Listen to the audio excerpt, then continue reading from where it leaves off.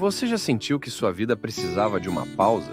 Que seu coração busca por respostas, mas não sabe por onde começar? Caminho da Fé, Descobertas na Estrada da Alma. Não é apenas um livro, é uma jornada, uma história real de superação, fé e transformação que vai inspirar você a dar o próximo passo na sua vida.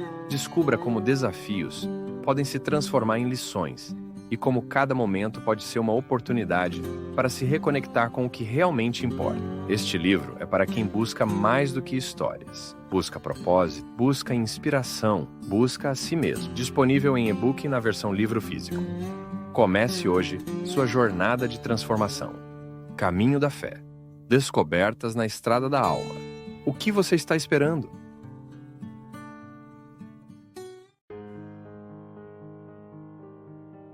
O amor humano é assim, gente.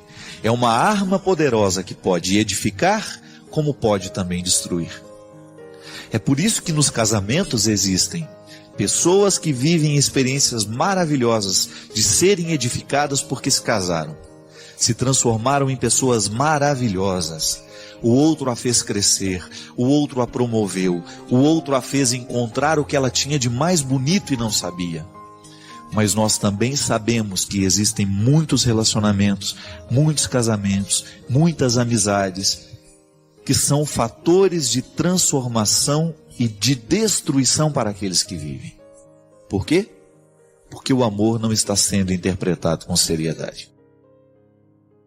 O outro está usando do poder que tem, porque eu não sei se existe um poder maior do que esse. Eu não sei se existe uma autoridade mais determinante do que essa, a autoridade afetiva. A autoridade afetiva é uma coisa que precisa ser administrada com muito cuidado. Quando você tem autoridade afetiva sobre o outro, isso é, você é importante para o outro, aquilo que você fala tem muito peso. O seu gesto tem muito peso. A sua opinião tem muito valor.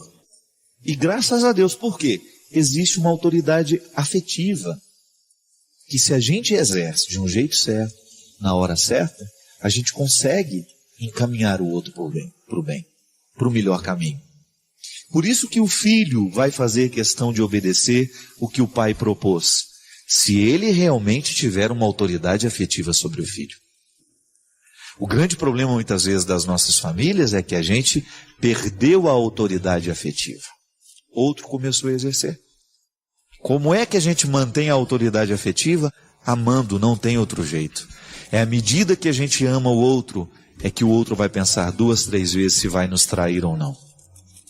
É à medida que a gente percebe que o outro está dando a vida por nós, que a gente vai pensar 2, 3 vezes antes de ofendê-lo, antes de machucá-lo, ou antes de dizer alguma coisa que a gente sabe que vai fazer mal para aquela pessoa. Não é fácil não, eu sei. Mas essa autoridade afetiva, ela nos salva. Ela nos orienta, ela nos encaminha. É você ouvir a palavra certa, da pessoa certa e na hora certa. Quem tem a autoridade afetiva sobre o outro precisa saber que tem essa regra. A hora de dizer, como vai dizer. Porque você sabe que aquilo que você vai dizer vai ter peso. Muitas vezes as pessoas são destruídas porque aquele que tinha autoridade afetiva, utilizando-se de objetivos pessoais e escusos, querendo tirar vantagem da autoridade que tinha sobre o outro, manipulou. Fez o que quis. E isso é muito perigoso. Volto a dizer, não era para isso que Jesus entrava na vida das pessoas. Jesus entrava na vida das pessoas porque queria transformá-las em pessoas melhores. E essa precisa ser a nossa postura no mundo, minha gente. Nós somos cristãos, vivemos a mesma mística. Se quisermos entrar na vida do outro, a gente tem que ter essa consciência. Eu quero entrar para tornar o outro melhor. Para torná-lo pior? Não. Essa é a mística do diabo, O diabo que gosta disso. O diabo é que faz questão de transformar as pessoas em pessoas piores. Mística não, Esta é a maldade dele. Não é nosso objetivo. E hoje eu tenho certeza que Deus quer entrar na sua vida, quer exercer autoridade aí no seu coração, só com esse único objetivo: fazer você ser uma pessoa melhor. Que você descubra um jeito interessante de ficar mais leve, de jogar fora um pouquinho dos pesos que lhe acorrentam, e se existe alguma autoridade afetiva sendo exercida em você, e se você percebe que essa autoridade está lhe destruindo, tenha coragem de colocar essas cartas na mesa e definir o papel dessas pessoas. Porque se você não cuidar de você, é difícil que outras pessoas possam ajudar a cuidar. Cuidado tem que partir de nós. Hoje lembrando que é dos contrários que muitas coisas nascem. Coisas positivas, não é verdade? Dos nossos avessos, sempre gosto de dizer: presta bem no seu defeito, presta bem atenção no seu defeito, para você saber qual é a virtude que dele pode nascer. Que na verdade, nós vamos adquirindo muitos vícios, muitos defeitos ao longo da vida, que se a gente não cuida, a gente nunca vai fazer essa transposição. O defeito é muito natural na vida humana. É muito natural que a gente se perca nos nossos limites. Eu sou limitado, você é limitado, a indigência faz parte da nossa história. É meu estatuto, é seu estatuto sofrer de indigências. Mas quem diz que essas indigências precisam ser definitivas? Aliás, cada vez mais eu compreendo que o processo humano, o verdadeiro amadurecimento humano, é esse distanciamento que a gente vai fazendo do defeito para essa aproximação da virtude. Se a gente não cuida, a gente morre com os defeitos. Porque para transformar um defeito em virtude, a gente precisa ter, primeiro, a graça de Deus que nos auxilia, e depois o esforço humano. Essa luta diária, cotidiana, de você ter coragem de olhar para aquilo que é você, para os seus limites, e você descobrir que você pode fazer essa transposição. E é tão nobre, minha gente. Eu gosto de compreender o processo de santidade assim. O santo é aquele homem, aquela mulher que soube cuidar bem dos defeitos. O defeito é como se fosse um cachorro bravo. Se você não coloca na coleira, ele machuca você, ele machuca quem está do lado. Recorda-se daquela história do monge que dizia: dentro de mim moram dois cães, um bravo e um manso. E aí alguém perguntou: e qual deles prevalece? Qual deles é que tem mais força dentro de você? E o monge responde de maneira muito sábia: depende. Depende. Será mais forte aquele que eu alimentar. E é verdade. Dentro de mim há sempre um homem virtuoso e há sempre um homem defeituoso. Por quê? Antropologicamente eu estou posicionado entre a condição de Adão e a graça de Cristo. Eu vivo o tempo todo na minha carne, na minha experiência de ser quem eu sou, o dilema: ou eu aceito ser o homem defeituoso que Adão me herda, que Adão me lega, ou eu sou o homem virtuoso que Cristo me convida a ser e que me mergulhou na sua graça para que eu tenha a possibilidade de alcançar. A vida cristã é esse posicionamento. Estou entre Adão e Jesus. E aí vou escolher para que lado eu quero caminhar, para que lado eu devo andar. Caminho na direção de Adão para alimentar ainda mais os meus defeitos e os meus limites, ou eu caminho na direção de Cristo para que eu possa superar os defeitos, os limites que a condição humana me coloca. E é um milagre muito interessante de ser vivido. É um milagre muito bonito de ser experimentado. Quando eu descubro que Adão não está tendo tanta força dentro de mim, porque Jesus está prevalecendo. E esse é o nosso desafio, minha gente. É o meu, é o seu. Começo o programa dizendo isso porque nós estamos marcados por esses dias, né? Essas semanas que antecederam o nosso dia de hoje. Tanta coisa triste noticiada, tanta coisa desastrosa acontecendo. Por quê? Porque ali aquelas pessoas decidiram viver sob os efeitos de Adão. Permitiram que os defeitos prevalecessem, que os limites prevalecessem, que o ódio, que o egoísmo, que a injustiça, que a inveja, que a mentira, que o crime prevalecesse. E é meu desafio, é seu desafio, dar esse passo cada vez mais, ir adiante na direção de Jesus, para que a gente possa viver essa transformação e para que a gente tenha esse efeito sobre o nosso coração, sobre a nossa vida. Hoje lembrando que é dos contrários que muitas coisas nascem, coisas positivas, não é verdade? Dos nossos avessos, sempre gosto de dizer, presta bem no seu defeito, presta bem atenção no seu defeito, para você saber qual é a virtude que dele pode nascer. Que na verdade, nós vamos adquirindo muitos vícios, muitos defeitos ao longo da vida, que se a gente não cuida, a gente nunca vai fazer essa transposição. O defeito é muito natural na vida humana. É muito natural que a gente se perca nos nossos limites. Eu sou limitado, você é limitado, a indigência faz parte da nossa história. É meu estatuto, é seu estatuto sofrer de indigências. Mas quem disse que essas indigências precisam ser definitivas? Aliás, cada vez mais eu compreendo que o processo humano, o verdadeiro amadurecimento humano, é esse distanciamento que a gente vai fazendo do defeito para essa aproximação da virtude. Se a gente não cuida, a gente morre com os defeitos. Porque para transformar um defeito em virtude, a gente precisa ter, primeiro, a graça de Deus que nos auxilia e depois o esforço humano. Essa luta diária, cotidiana, de você ter coragem de olhar para aquilo que é você, para os seus limites, e você descobrir que você pode fazer essa transposição. E é tão nobre, minha gente. Eu gosto de compreender o processo de santidade assim. O santo é aquele homem, aquela mulher que soube cuidar bem dos defeitos. O defeito é como se fosse um cachorro bravo.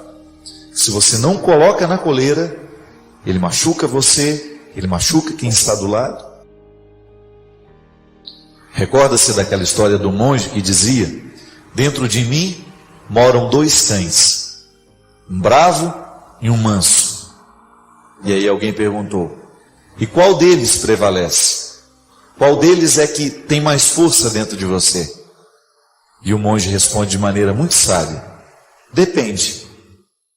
Depende. Será mais forte aquele que eu alimentar. E é verdade. Dentro de mim há sempre um homem virtuoso e há sempre um homem defeituoso. Por quê? Antropologicamente eu estou posicionado entre a condição de Adão e a graça de Cristo. Eu vivo o tempo todo na minha carne, na minha experiência de ser quem eu sou, o dilema. Ou eu aceito ser o homem defeituoso que Adão me herda, que Adão me lega, ou eu sou o homem virtuoso que Cristo me convida a ser e que me mergulhou na sua graça para que eu tenha a possibilidade de alcançar. A vida cristã é esse posicionamento. Estou entre Adão e Jesus. E aí vou escolher. Para que lado eu quero caminhar? Para que lado eu devo andar? Caminho na direção de Adão para alimentar ainda mais os meus defeitos e os meus limites, ou eu caminho na direção de Cristo para que eu possa superar os defeitos, os limites que a condição humana me coloca? E é um milagre muito interessante de ser vivido. É um milagre muito bonito de ser experimentado. Quando eu descubro que Adão não está tendo tanta força dentro de mim, porque Jesus está prevalecendo. E esse é o nosso desafio, minha gente. É o meu, é o seu. Começo o programa dizendo isso porque nós estamos marcados por esses dias, né? Essas semanas que antecederam o nosso dia de hoje. Tanta coisa triste noticiada, tanta coisa desastrosa acontecendo. Por quê? Porque ali aquelas pessoas decidiram viver sob os efeitos de Adão. Permitiram que os defeitos prevalecessem, que os limites prevalecessem, que o ódio, que o egoísmo, que a injustiça, que a inveja, que a mentira, que o crime prevalecesse. E é meu desafio, é seu desafio, dar esse passo cada vez mais, ir adiante na direção de Jesus, para que a gente possa viver essa transformação e para que a gente tenha esse efeito sobre o nosso coração, sobre a nossa vida. Ninguém gosta.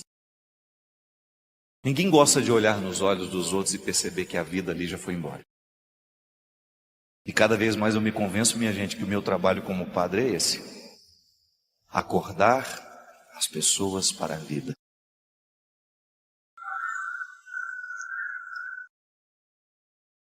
Acordar as pessoas para uma vida nova é um desafio lindo no mundo de hoje. Sair do túmulo. E sabe o que eu acho bonito? É a resposta generosa das pessoas que diz: Padre, o seu ministério está me acordando. Que me acorda também. Eu também costumo dormir. Quando a gente descobre que o nosso principal objetivo aqui, sabe o que é? Eu quero ver você feliz. Eu quero ver você sair daqui melhor do que quando você chegou nesse lugar. Que você, quando chegar a reencontrar a sua casa, os seus problemas, você esteja modificado. Não há problema que resista a uma pessoa transformada por Deus. Não há nenhum problema nessa vida que permaneça de pé diante de um ser humano com vontade de resolver. Os problemas só vão imperar sobre nós à medida em que a gente permitir. Não há sofrimento neste mundo. Não há sofrimento, não há nada que possa ser maior que uma pessoa de coragem, minha gente.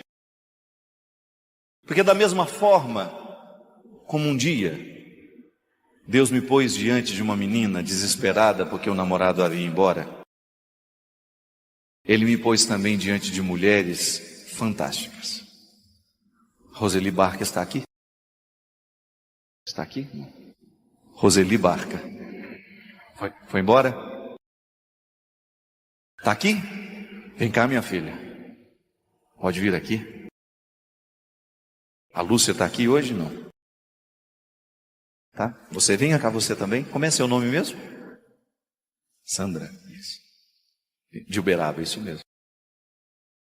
Aquela mulher que está vindo ali, ó, jaqueta cinza, ela tinha 2 filhos. E os 2 morreram no mesmo acidente neste ano. Ela está de pé.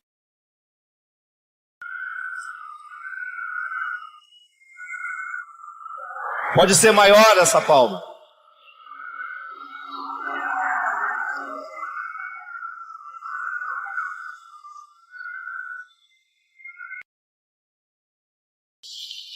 A família da Roseli foi destruída numa mesma noite. 2 filhos lindos. Venha cá, venha para cá, sobe aqui. Cadê a Lucimara? Venha cá, Lucimara. Venha cá, Patrícia. A Lucimara, minha gente, ela perdeu o marido e as 2 filhas no mesmo acidente. Venha cá. A Patrícia perdeu a Bia, mudou a nossa vida. Cadê a Vânia? Venha cá, Vânia. A Vânia perdeu o Gustavo. Olha bem para essas mulheres, por favor. Tem alguma mãe aqui que perdeu os filhos? Tem? Venha cá, minha filha, venha cá. Maria Helena está em cima? Mãe da Mirella, venha cá. Elas não viraram notícia, não. Aqui. Essa aqui foi aquela que perdeu o filho atropelado em Taubaté, que foi uma vez pauta do meu programa. Tiago, Pablo de acidente e o Tiago com câncer. 8 e 18 anos. Essa é a Roseli. A Maria Helena perdeu a Mirella. A Maria José perdeu a Daniela, que não estão aqui. Não está aqui. Um acidente trágico em Petrópolis, fruto de uma noite que alguém embriagado dirigia pela cidade. Aqui. Perdeu o Felipe, menino bonito, mandou a foto para mim aqui, de Uberaba.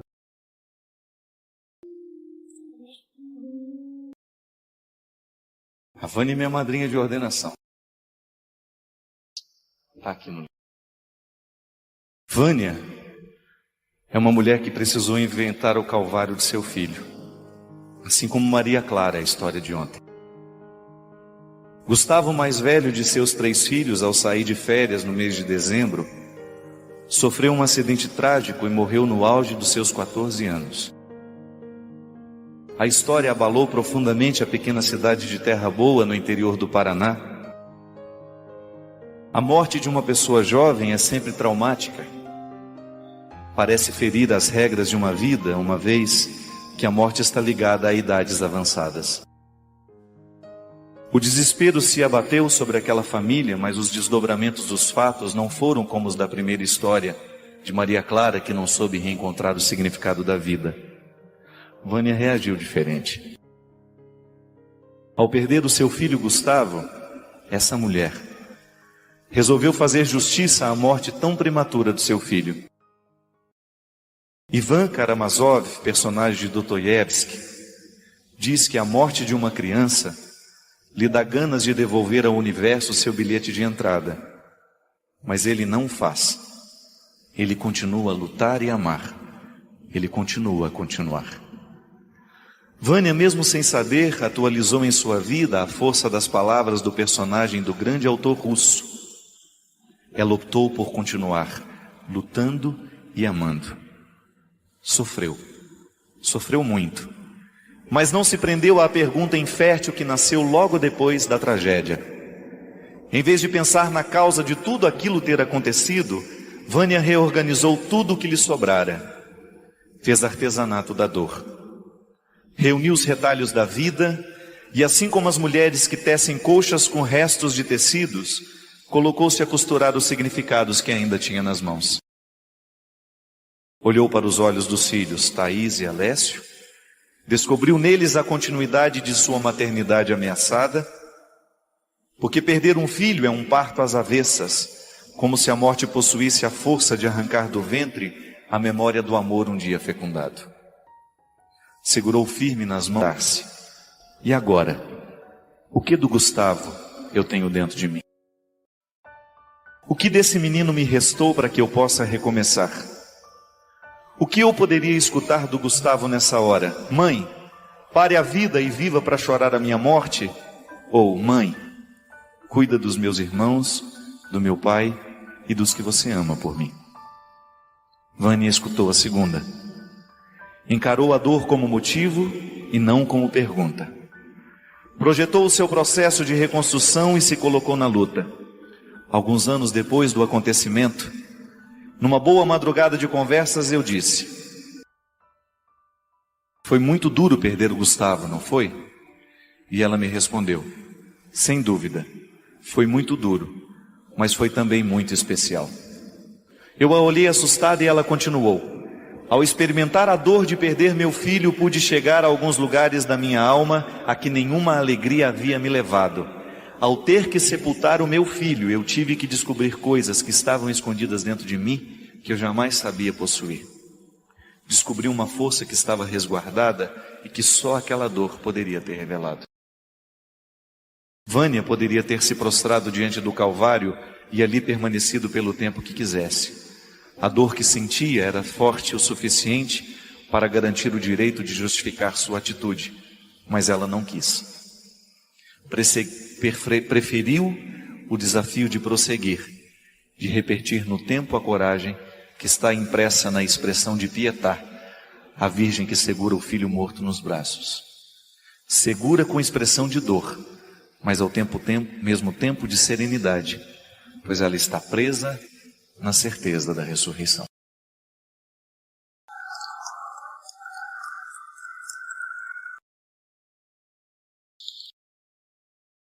Pode subir. Vem cá, que eu vou precisar de todas você. Pode vir cá. Olha, Dona Didi. Eu não sei o quanto que restou para elas, para que elas pudessem recomeçar. A Roseli não tem filho nenhum mais. O desafio dela é dobrado. Vocês têm filhos a quem vocês podem olhar nos olhos. A Lucimara tem uma. Sobrou a Bia. A que lhe falta. A minha Gabi, né? A dela é Beatriz, eu tenho o Igor e tenho agora os 300 filhos de Betânia que fazem parte da minha família. Patrícia descobriu Betânia depois da morte. Aliança de consagrado. Você sabe que no dia que eu fazia o show lá da Amã, em que eu olhava aquele povo todo reunido, tudo organizado por ela, para ajudar a comunidade de Betânia, eu só pensava assim: o que a morte de uma criança, quando bem vivida, pode fazer na vida de uma mulher? Olha o tamanho deste lugar, olha o tanto de pessoas que essa mulher trouxe aqui para dentro. 2.800 pessoas.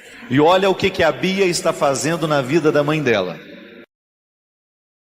Quem que é a senhora? Sou de Cianorte. Cianorte? É. Paraná. Do lado de Terra Boa. Ih, minha filha, que bom. Que bom estar aqui. Olha só que coisa bonita, meu Deus. Abençoe. Posso dar um beijo em todo mundo depois? Eu quero que vocês fiquem aqui, ó. Vamos lá. Vamos ficar todo mundo parado aqui agora. Isso. Cadê a dona Ana? Pode vir também, dona Ana. Só já perdeu uma também.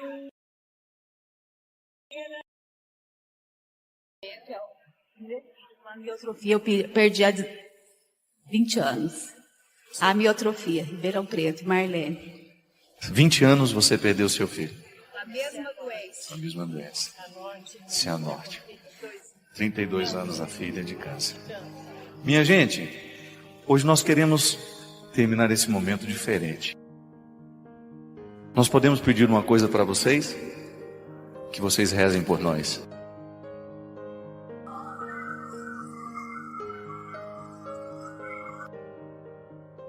Essas mulheres não são personagens de novela.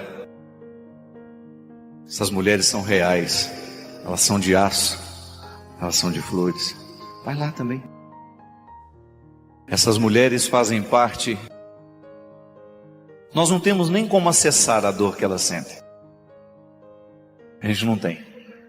Agora eu gostaria que esse lugar pudesse aplaudir de pé essas dores, essas ressurreições.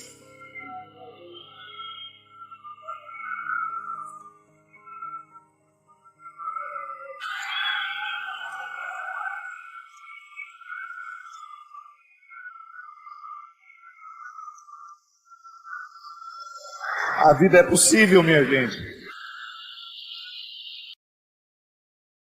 Quando a morte, quando o sofrimento bater a sua porta, abra a janela da sua casa. Quem sabe a vida vai lhe dar a oportunidade de você ver um rosto assim. Quem sabe no momento em que o sofrimento bater a sua porta e você sentir-se interessado por saber nas dores que doem no mundo de hoje, quem sabe a sua dor seja curada naquele instante. Só Deus sabe o quanto deve ser duro para uma mulher ver partir a cria de suas carnes. Só Deus sabe. É uma dor que não tem nome. E elas estão aqui, estão de pé. Encontraram forças para buscar o caminho de Deus.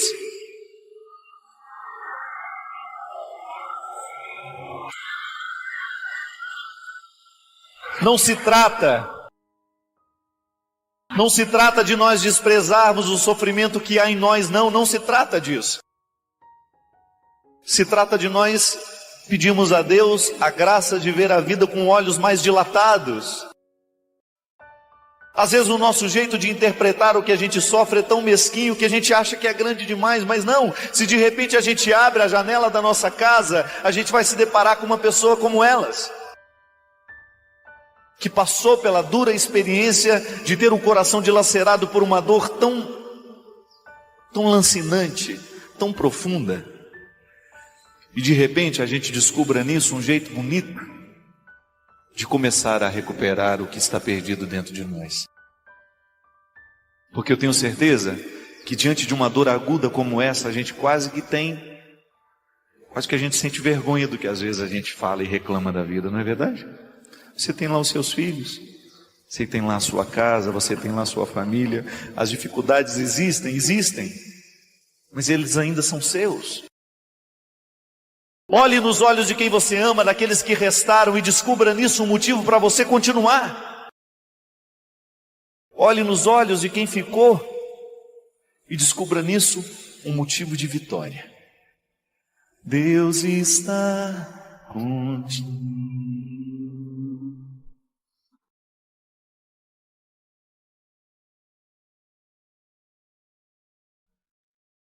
Já escutei muita gente fazer essa pergunta, que a alguns pode parecer boba, mas é um conflito para muitas pessoas.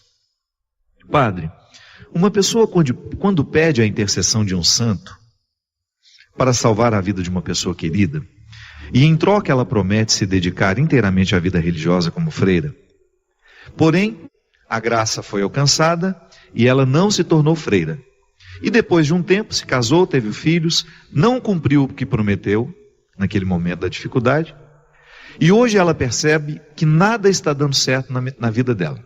Eu pergunto, padre, tudo isso que está dando errado, essa frustração, é porque ela não cumpriu a promessa feita? Espero que o senhor tenha condições de me dar uma resposta para esse questionamento. Gente, primeira coisa, nós precisamos retirar do contexto da nossa vida religiosa essa visão mercantilista das promessas. Eu acho muito cruel quando a gente coloca Deus numa cilada dessa. Primeiro, que promessa que nós precisamos fazer? Que promessa que nós precisamos fazer a Deus todos os dias? É uma só. É que o nosso cristianismo seja cada vez mais puro. Que a gente se livre dos excessos e que a gente seja cada vez mais parecido com Jesus. É só isso que importa. Se você tem uma devoção ao santo, só tem sentido de ter essa devoção se for para essa devoção lhe ajudar a ser mais parecido com Jesus. Senão ela é um excesso. Então, minha filha, as coisas dão errado para nós quando nós não somos coerentes com aquilo que escolhemos. Se essa menina prometeu ser freira para que Deus lhe fizesse um favor, e Deus fez o favor e ela não foi ser freira, e a gente acha que agora tudo está dando errado na vida dela, porque Deus está castigando, nós estamos atribuindo um defeito muito sério a Deus. Ou então nós estamos até negando o mistério da redenção, que Deus nos perdoa sempre. É interessante isso. Nós não podemos acreditar que uma promessa feita e não cumprida possa retirar a capacidade que Deus tem de nos perdoar. É igual, deixa eu até ver o nome dele aqui. Eu achei muito interessante. Eu encontrei um rapaz no aeroporto de Belo Horizonte. Ele estava pronto para embarcar. Jorge. E o Jorge veio falar para mim assim: padre, eu preciso que o senhor me ajude. A minha namorada Thaís é católica e eu sou espírita. E eu gostaria muito que ela entendesse que não há diferença entre nós dois. Aí eu falei assim: calma aí, Jorge. Não há diferença de quê? Qual a diferença que você acha que não existe? Religiosamente falando. Eu falei: mas claro que existe uma diferença. Você é espírita, ela é católica. Vocês podem muito bem conviver de maneira harmoniosa, respeitando a religião um do outro, mas vocês têm duas posturas teológicas muito diferentes. Como assim, padre? Sim, se você acredita na reencarnação, nessa necessidade de voltarmos aqui para purificar os erros do passado, você não acredita na redenção que Jesus realiza. Não é assim? São duas teologias muito diferentes. Você tem todo o direito de ser espírita, você tem todo o direito de acreditar no que você, na maneira como você acredita, mas você não pode se dizer que você é católico também. Tem que ter uma capacidade de distinguir, são duas teologias diferentes. Aí eu comecei a explicar para ele que quando Jesus nos salva, Ele nos salva totalmente. Não fica nada para trás para eu depois ter que consertar depois. Aí ele, padre, é verdade. Então são duas teologias diferentes. Eu vou voltar para casa, vou fazer a minha convivência ser cada vez mais saudável, mas eu tenho que admitir que existe uma diferença. Existe. Se eu não acredito que Deus possa me perdoar e me lavar de todas as minhas faltas de uma vez por todas, eu não posso dizer que eu sou um cristão católico, porque o cristianismo católico, a teologia católica diz que Deus nos purificou de uma vez por todas em seu Filho Jesus. O mistério da redenção nos lava, nos purifica. Então, se eu pego uma história dessa aqui e me sinto tentado a acreditar que Deus está me punindo porque eu não cumpri uma promessa que eu fiz, eu estou negando a capacidade que Deus tem de me perdoar. Eu estou negando a redenção de Cristo na minha vida. Meu Deus, se eu, através de uma confissão, não posso consertar com o meu sacerdote, com o legítimo representante de Cristo na história, uma promessa absurda que eu fiz no passado, então para que serve o sangue derramado na cruz? Não é essa liberdade que a carta aos Gálatas nos fala, minha gente? Dessas práticas religiosas que nos amarram? Você que está aí com a consciência pesada porque não cumpriu uma promessa, que promessa foi essa? Tem um bom senso nessa promessa? Se você prometeu que seria um bom filho, então você não pode negar essa promessa. Você tem que levá-la até o fim. Por quê? Porque isso é cristão. E Deus vai lhe ajudar. No momento em que Ele lhe perdoa quando você erra, Ele está lhe motivando, Ele está lhe capacitando a ser um bom filho. Eu prometi andar de joelhos 1 quilômetro. Isso vai fazer diferença na sua vida? Na sua conversão? Tudo bem, se faz diferença, se isso interfere na sua vida, então pague a promessa.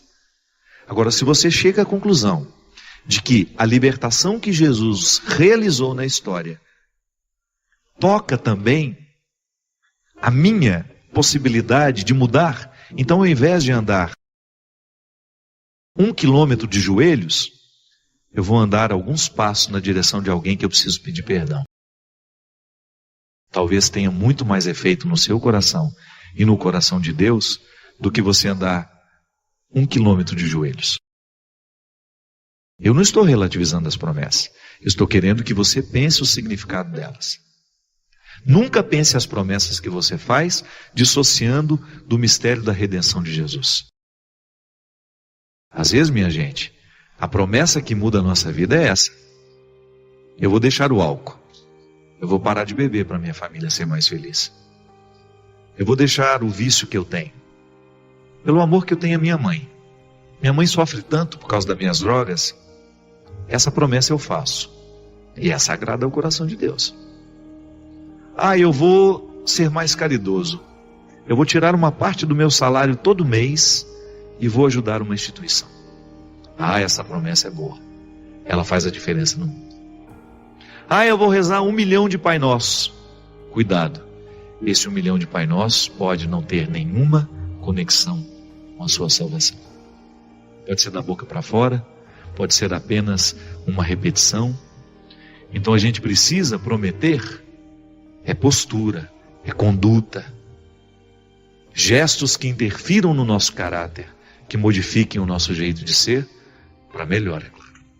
Eu admiro São Francisco, estou dando um exemplo. Então São Francisco, ao olhar para a humildade dele, ao pensar na maneira como esse homem foi capaz de desafiar as estruturas do seu tempo, como esse homem foi capaz de se desapegar das riquezas, eu estou tendo um exemplo humano de alguém que foi como eu, de carne e osso, e que alcançou uma virtude que o santificou. Pronto, terminou o papel de São Francisco na minha vida. Eu reconheço tudo que ele me faz, ele é meu exemplo de cristão, eu posso até pedir a intercessão dele. São Francisco, me faça humilde nessa hora, me faça ser mais desapegado. Mas ele não pode fazer isso na sua vida senão através do Cristo. É Cristo que nos salva. Nós não podemos retirar São Francisco da graça do Cristo, porque ele só ficou santo porque ele imitou Jesus. Então você até tem o direito de dizer que você quer ter um coração franciscano, mas você não se esqueça que ter um coração franciscano é ter o coração cristão, naquela radicalidade. Jesus foi pobre, Jesus foi simples, Jesus foi humilde, então tudo isso São Francisco trouxe para a sua vida e viveu radicalmente. Tudo bem, esse é o primeiro aspecto da questão.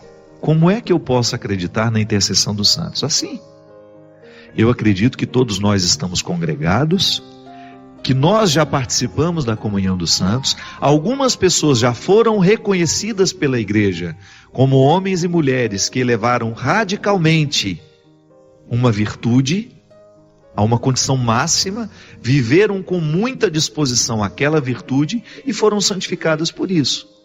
Mas quem a santificou? Quem? É a ação do Espírito que nos conduz ao Cristo, que nos salva, que nos liberta. Então nós não podemos separar os santos do mistério de Cristo, senão a gente está vivendo um paganismo.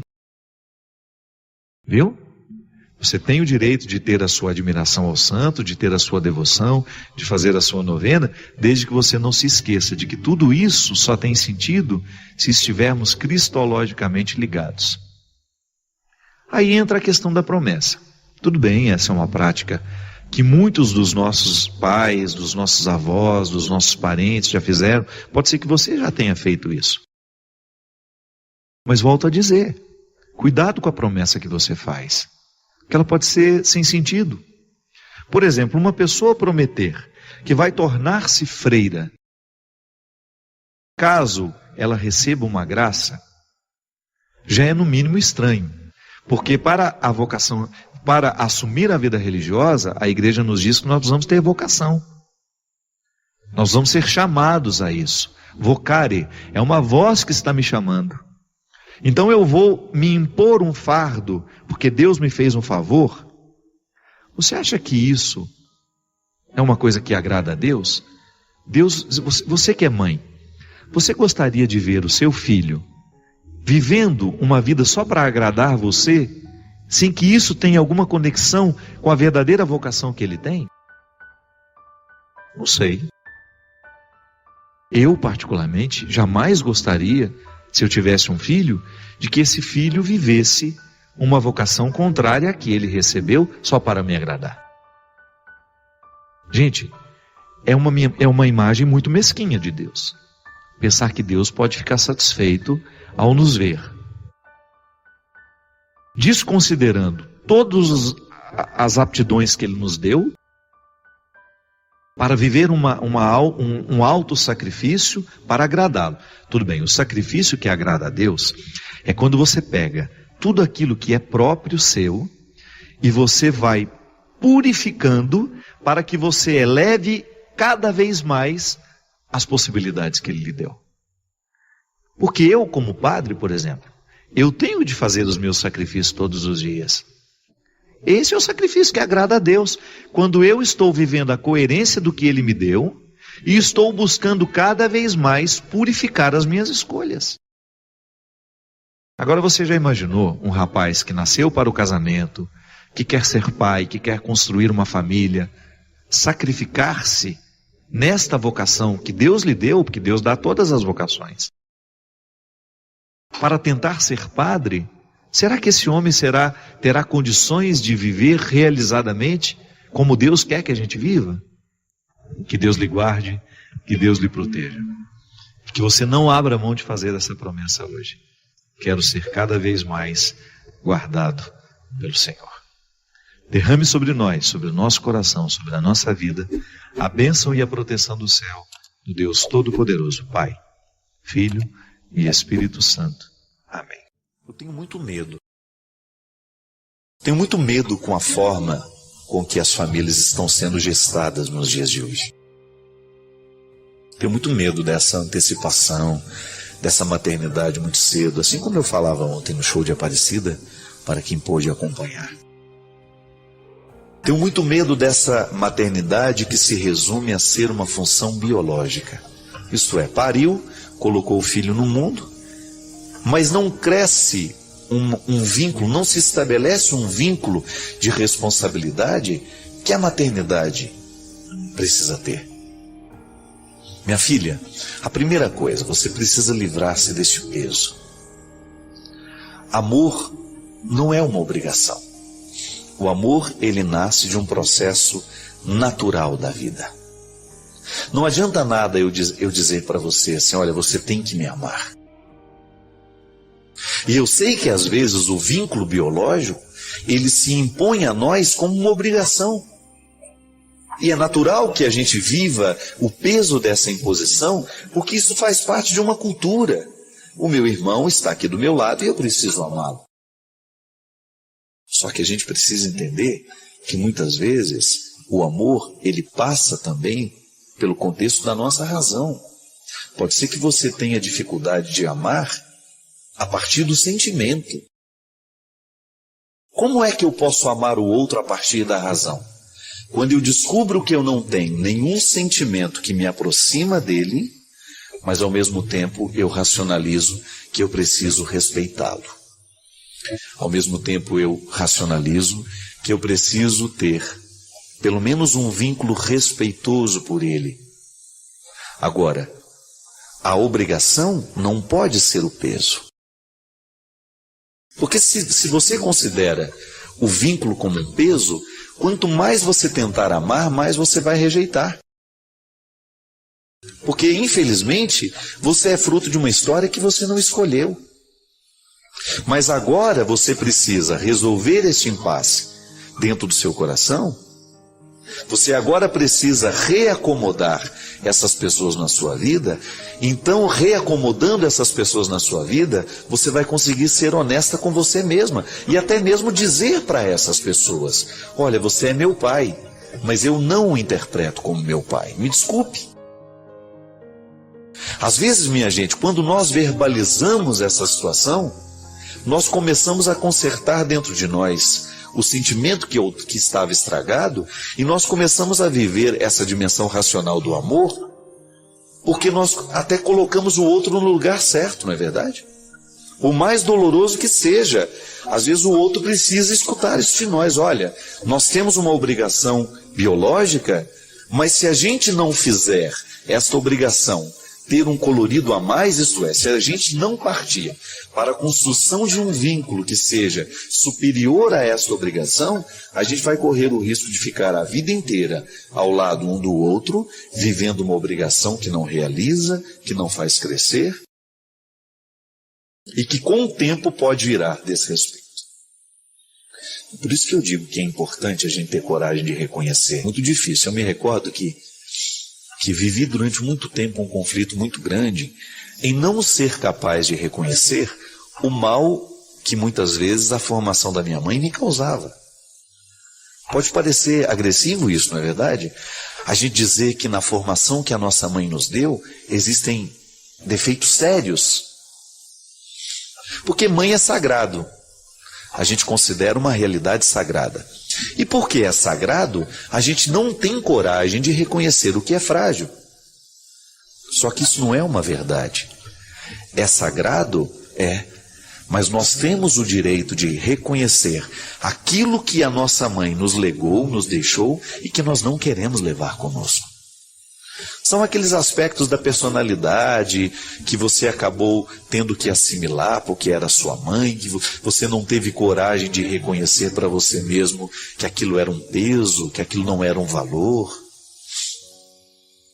Eu não sou obrigado a levar comigo os defeitos da minha mãe. E toda vez que eu me coloco diante da minha mãe, eu tenho que ter uma clareza para reconhecer o que dela está em mim que é um peso que não vale a pena ser levado. Aí eu fico com a melhor parte. Na vida a gente tem que ter essa coragem de fazer essa triagem do que o outro está nos herdando. Porque muitas vezes nós levamos conosco um peso hereditário que nos impede, que nos priva da felicidade. É igual conflito em família, minha gente. Todo mundo tem dificuldade familiar. Mas essas dificuldades ficam ainda maiores quando nós não sabemos dividir os pesos e dizer, olha, esse peso é seu, eu não tenho obrigação de levá-lo para você. Não é verdade? Quando você é capaz de reconhecer os fardos que o outro está colocando sobre você, que ele não tem o direito de colocar. É como aquele e-mail que uma vez nós recebemos aqui, de uma moça que dizia que não aguentava mais sofrer por causa da família dela. E aí ela dizia, padre, eu já cheguei à conclusão que eu mesma não tenho problema. Eu fico o tempo todo absorvendo os problemas da minha casa, os problemas da minha família. E naquele momento eu dizia para ela aqui que ela precisava ser honesta com ela mesma. Ela não tinha o direito de sacrificar a vida dela, porque a irmã não dava jeito na vida, porque o irmão não tomava um jeito. Veja bem, a nossa ajuda, ela precisa ter um limite, porque senão ela vira um assistencialismo que vai manter o outro na inércia a vida inteira. Porque a vida é assim. Quando nós somos honestos com os nossos sentimentos, a gente começa a ter condições de trabalhar esses sentimentos e de melhorá-los. Nós sofremos dobrado, minha gente, quando nós mentimos para nós mesmos. Toda vez que nós temos dificuldade de assumir a nossa verdade pessoal, nós nos impomos um fardo que é altamente destruidor. Eu já contei essa história aqui, mas volto a dizer. Aquele filme A Missão, que conta a chegada dos jesuítas ao Brasil, tem uma cena muito bonita. Um rapaz comete um crime logo no início da história, e ele, para se colocar, para ele imputar a ele mesmo um processo de culpa, o que ele fez? Ele amarrou sobre as costas dele um fardo imenso, se fosse uma mochila enorme, pesadíssima, que ele passou a levar ao longo da vida dele. E todo mundo já tinha dito para ele, larga esse fardo, você não precisa carregar isso. Era uma maneira pública de mostrar que ele estava arrependido pelo mal cometido. Ele levou aquele fardo a vida inteira. E o momento em que ele deixa cair aquele fardo é lindo no filme. Quando ele de repente está subindo, escalando uma montanha, e aí ele não consegue mais segurar aquele fardo, e mesmo contra a vontade dele, aquele fardo vai embora. E quando aquele fardo cai, que ele vê aquela montoeira de coisa que ele levava sobre as costas, rolando pela cachoeira, ele tem uma crise de choro, mas de um choro purificador. Foi bonito ali ver a reconciliação dele com ele mesmo. O mesmo acontece conosco. Muitas vezes, por falta de ter coragem de assumir a nossa verdade pessoal, a gente se impõe um fardo muito doloroso. É uma maneira de alimentar dentro de nós, esse processo de culpa. É estranho isso. Como nós somos facilmente autodestrutivos. E corrigir esses sentimentos desordenados dentro de nós é uma tarefa. Eu fico pensando, que todos os dias nós temos uma tarefa para realizar. Quando chega ao final do dia, você precisa fazer a sua faxina afetiva. Quais foram os lixos que hoje julgaram sobre você? Quais foram as palavras que não valeram a pena? Ou o contrário, onde é que eu vou guardar aquele amor que eu recebi? Onde é que eu vou guardar o cuidado que me foi dispensado? Todos os dias nós temos acontecimentos bons e acontecimentos ruins. E todo dia antes de ir dormir, nós precisamos fazer a reunião desta vida que nos foi oferecida e a gente saber o que a gente faz com tudo isso agora. O sentimento é a mesma coisa. Quando eu começo a guardar dentro do meu coração os sentimentos estragados, eu vou me estragando com eles. A teologia nos ensina que o processo de revelação de Deus na história, a maneira como nós interpretamos essa revelação, passa o tempo todo pelos limites da nossa inteligência. E você tem razão. Nós temos no Antigo Testamento uma imagem de Deus. Um Deus muitas vezes opressor, tirano, bravo, muito severo. E se a gente vai pegar alguns textos em que nós temos essas narrações, parece que essas narrações são contraditórias àquilo que nós conhecemos em Jesus. Mas é justamente disso que nós estamos falando. O Antigo Testamento é superado, a visão é aprimorada, porque Jesus nos empresta um novo jeito de interpretar o que é antigo. Jesus é a hermenêutica de Deus. O que é isso? É a partir dele que nós podemos interpretar e conhecer quem Deus é. Por isso que Jesus é a plenitude da revelação. Tudo aquilo que a inteligência humana pôde saber sobre Deus, até o evento Jesus, foi amplamente superado com aquilo que Jesus ensinou. Então veja bem, a inteligência humana, e aí você pega o contexto do judaísmo, né, que é a religião onde Jesus nasceu, tinha uma compreensão de Deus a partir daqueles moldes do Antigo Testamento. E aí você tem ali narrações, discursos, você tem os salmos, sobretudo os salmos. Nos salmos a gente vê um Deus de batalha, um Deus que vai à frente para brigar, para lutar, que é capaz de matar os seus inimigos. Eu tinha um professor de teologia que ele até dizia assim, olha, se a gente, quando eu preciso rezar esses salmos, eu não consigo entrar num clima de oração porque esses salmos me mostram um Deus muito perverso. Mas veja bem, a palavra de Deus, ela está sempre contextualizada no tempo. Ela servia para a compreensão de Deus, a partir daquelas inteligências, daquelas mentalidades. Quando vem Jesus e nos apresenta este Deus terno, este Deus amoroso, não significa que nós vamos jogar fora a Sagrada Escritura antiga e dizer que ela estava errada. Não, nós vamos reconhecer nela o processo através do qual Deus foi se manifestando no mundo. Nós vamos descobrindo a maneira como Deus foi entrando na história, como ele foi sendo revelado, como ele foi acontecendo no tempo e como é que ele chegou ao nosso coração hoje. E nós, de alguma maneira, temos dentro de nós o Antigo e o Novo Testamento sintetizados.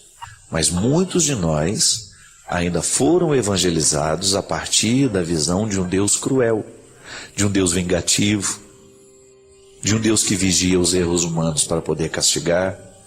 As experiências de Deus são diversas. Por quê? Porque Deus depende da nossa inteligência para agir. Não é assim? Ele passa o tempo todo pelos meus significados humanos. E é por isso que a conversão, minha gente, é também um processo de modificação das minhas interpretações. Eu começo a modificar o meu jeito de interpretar as coisas, as situações, as realidades. Por isso que é mudança de mentalidade. Eu sou filho do Novo Testamento. Graças a Deus, as primeiras notícias que eu tive sobre Deus é que Ele me amava. Eu me recordo como se fosse hoje, da minha mãe dizendo isso para mim. Meu filho, Deus ama você. Pode ser que você não tenha tido uma experiência semelhante à minha. Pode ser que você tenha tido a experiência de um Deus vigilante, que ficava o tempo todo olhando para o seu pecado, para aquilo que você está fazendo de errado. Veja bem, na nossa vida a síntese é sempre interessante. Eu preciso compreender a misericórdia de Deus, mas não posso esquecer do conceito de justiça. Deus é justo. Deus me ama, mas Ele é justo. Significa que quando eu erro, Ele vai agir segundo a sua justiça. Ele me perdoa, mas eu preciso assumir as consequências humanas dos meus erros. Está vendo como Antigo e Novo Testamento podem ser reconciliados numa mesma visão?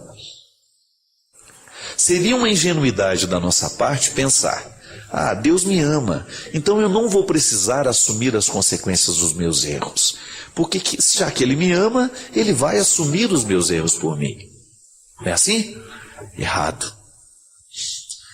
trazer o Novo Testamento e o Antigo para essa síntese pessoal significa: eu sou filho da misericórdia, mas eu sei que Deus é justo.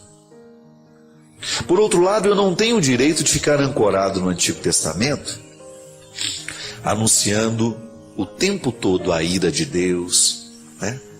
E às vezes a gente escuta pregações assim. Deus está sempre irritado na palavra daquele padre ou na palavra daquele pastor, daquele líder religioso. Não temos o direito de mostrar apenas a ira de Deus, que nesse caso aqui Jesus traduz como justiça. Deus é justo. E Jesus tinha atitudes que demonstravam essa sua capacidade de sintetizar o Novo e o Antigo Testamento. Veja bem, o mesmo Jesus que perdoava pecados, que abraçava os pecadores e que ia tomar um café com eles, é o mesmo Jesus que chicoteava os vendilhões do templo. Então em Jesus está sintetizado isso. E nós precisamos sintetizar também, porque a verdadeira experiência de fé, ela tem que nos equilibrar a partir do princípio de justiça e do princípio de amor. Porque senão, nós vamos ficar o tempo todo balançando ora lá, ora cá. E esse balanço não é salutar na nossa vida. Você precisa acreditar na misericórdia de Deus. É direito seu acreditar que Deus lhe ama, que Deus lhe quer bem, que Deus perdoa o seu pecado. Mas Ele é justo. Então é obrigação sua, é obrigação minha, que a gente tenha cada vez mais clareza de como devemos viver a nossa vida. O que precisamos escolher? O que precisamos jogar fora? Recolher o joio do trigo. Retirar. Não permitir que o ruim prevaleça. Não permitir que as coisas ruins fiquem semeadas nos canteiros da nossa vida. Aí sim, nós estamos equilibrando. O Deus justo do Antigo Testamento, que naquele momento está descrito a partir de uma linguagem bélica, de uma linguagem de guerra, e que nos assusta, porque nós estamos acostumados com a palavra de Jesus. De repente eu vou para o Antigo Testamento e vejo histórias de um Deus que massacra os seus inimigos. Como é que eu posso acreditar que esse Deus massacra os seus inimigos, se na palavra de Jesus ele está dizendo o contrário sobre Deus? A palavra de Jesus diz que nós devemos amar os nossos inimigos. Mas aí você fala, mas no Antigo Testamento Deus matava os seus inimigos. Veja bem, o que mudou foi a compreensão. A história foi amadurecendo a própria visão de Deus, sobre Deus. E aí a gente foi descobrindo que Deus é amor. Aí a gente chega nessa declaração joanina, Deus é amor. Mas porque Ele nos ama, Ele é justo conosco.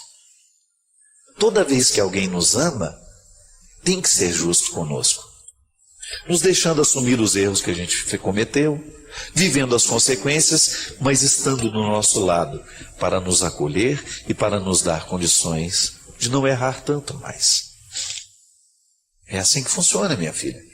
O equilíbrio do Antigo e do Novo Testamento sendo um norte para a nossa caminhada, um referencial para nos ajudar a ir adiante.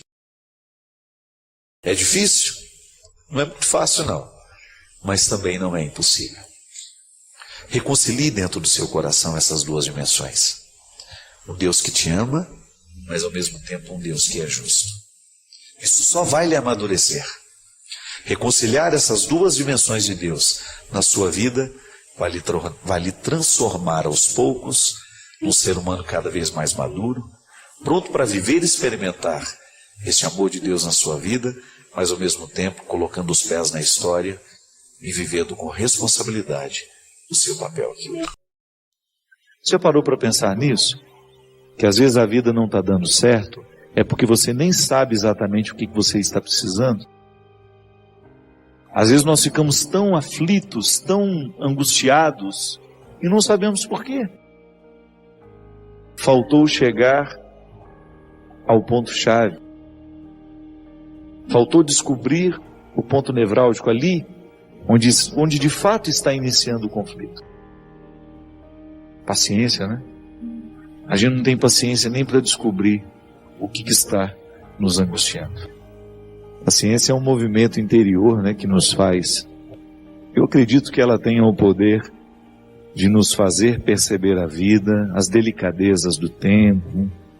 Porque sem a paciência, a gente pode incorrer o risco de não perceber o que de fato merece ser percebido. Mergulhar no coração da paciência, perceber a raridade da vida. É tão bonito isso em nós, quando a gente fica atento a perceber o que é raro na vida. Às vezes os nossos olhos, tão apressados, não nos conduzem ao coração dessa raridade. Minha gente, às vezes nós somos tão negligentes na percepção disso, que às vezes nós desperdiçamos um mês, um ano, 10, 20, colocando o nosso empenho numa realidade que nem era para aquele momento. E é por isso que é tão interessante a gente desenvolver a habilidade de dizer não e de dizer sim. Porque essa é uma habilidade que só a maturidade nos traz. Que às vezes, porque somos imaturos, nós não sabemos nem dizer não. Não sabemos olhar as urgências do tempo. Então a gente vive para agradar o outro. Não. Antes de agradar o outro, você precisa perceber o que a vida está pedindo de você. Porque nem sempre aquilo que você pode fazer para agradar o outro, está em consonância com aquilo que a vida está pedindo de você. Mesmo que para a gente crescer, nós temos que ter coragem de cortar muitas coisas. Muitas vezes nós matamos a nossa vida, ou matamos a oportunidade de viver bem, porque nós não somos capazes de fazer a leitura correta do que o tempo está nos pedindo. Porque é assim mesmo. Cada dia o tempo vai nos pedir alguma coisa. E é esse olhar atento que vai dando a gente essa condição, essa clareza de perceber o que de fato hoje grita pelo meu nome. O que de fato hoje chama por mim. Qual é a realidade hoje que é inadiável? É interessante porque às vezes a nossa maneira de viver nos priva até mesmo dessa percepção. Nós estamos muito estranhos a nós. Não é estranho com o outro, não. É estranho a nós mesmos. Estranhos a nós mesmos. A Sagrada Escritura diz: tempo de matar, tempo de fazer nascer. Tudo depende da percepção aguçada que nós precisamos ter para olhar o momento presente e descobrir o que de fato merece o nosso empenho. Quantas vezes eu na minha vida me empenhei no lugar errado, na questão errada. E depois não tem como ser feliz. Não tem como eu descobrir um contentamento sabendo que o meu empenho não foi onde deveria ter me empenhado. Não há possibilidade de eu me sentir realizado, de sentir-me bem com as minhas escolhas. Porque o que vai fazer com que eu me sinta bem é olhar para o contexto das minhas escolhas e ficar confortável com aquilo que foi escolhido. Há momentos que a própria vida te mostra a necessidade de chorar, de jogar para fora os seus excessos, de não ter medo da tristeza, de permitir que essa tristeza cave dentro de nós as suas riquezas e que nos ajude a encontrar a pedra preciosa que só o sofrimento poderia nos levar a conhecer. Depois vem o riso. O riso não nasce por acaso. O sorriso é o resultado da lágrima bem chorada. O sorriso é o resultado final de um processo de luta que nós estabelecemos, de observar dia a dia qual é o empenho que aquele dia me pede, o que hoje eu preciso fazer para ter o direito do sorriso amanhã. E é bom, você sabe por quê? Que à medida em que nós estamos passando o perrengue, sabendo que ele será construtivo, já nascem pequenos sorrisos ao longo desse processo. Quando a gente fala de um sorriso final, é apenas a metáfora de um processo bem feito, bem vivido, né? Que às vezes nós ficamos sem alma. O corpo precisa de alma. Sim, eu preciso de sustento para a minha vida. Eu preciso de significar a minha matéria. Eu preciso colocar alma em tudo aquilo que sou eu, até na casa onde eu moro. Eu sempre saio de casa, e agora eu fiquei 17 dias fora de casa, e a vida tem me ensinado que a casa não é um aglomerado de paredes. A casa é um sentimento que me ocorre. Não é só uma construção material, não. E como é que nós percebemos que a gente não se ama? Quando nós identificamos no nosso jeito de viver e de ser comportamentos que denunciam que nós não nos cuidamos mais na vida, que nós fizemos escolhas erradas e a gente não fez muito esforço para mudar, que nós fomos dormir com os lixos todos os dias e que nós fizemos do nosso coração um terreno baldio onde todo o lixo do mundo foi depositado. Essa pequena parte, a pequena parte do mandamento é o desafio. É muito fácil você mexer na vida do outro. A coisa mais fácil que tem, às vezes quando a gente vai para algum encontro, né, você fica escutando o pregador falar: meu Deus, mas a comadre Geralda tinha que estar aqui, gente. Mas é tudo que a comadre Geralda precisava ouvir, gente. Não é? Ainda bate não, tá vendo? Poxa, você que tá falando. Aí vem a comadre Geralda, Benedita, né? Todo mundo.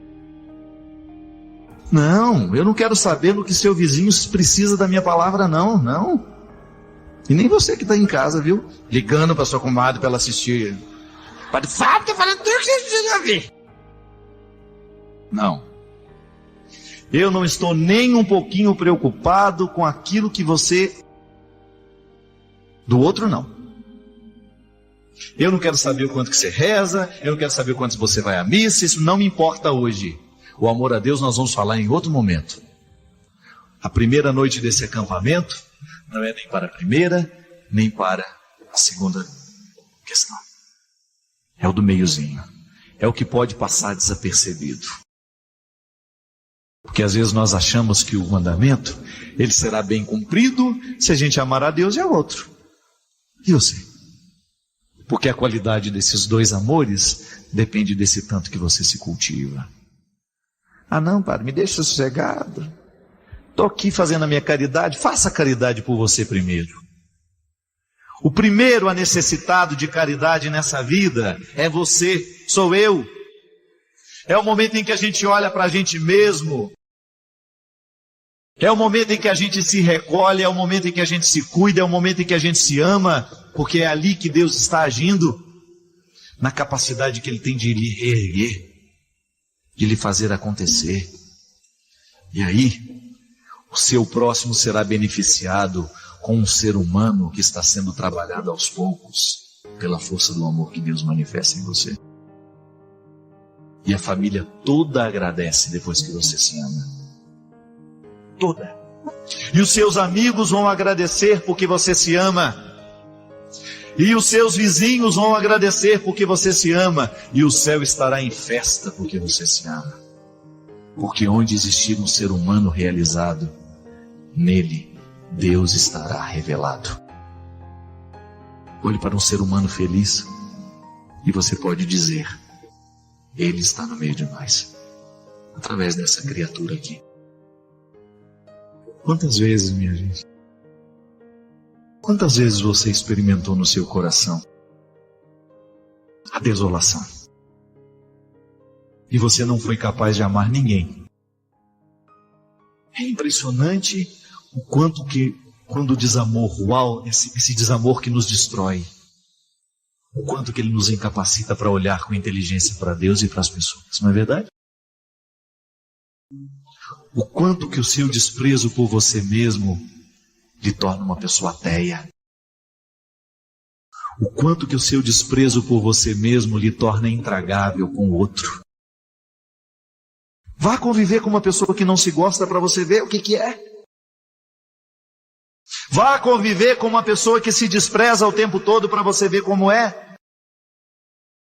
Vá conviver. Aí você fala: eu já estou convivendo, padre.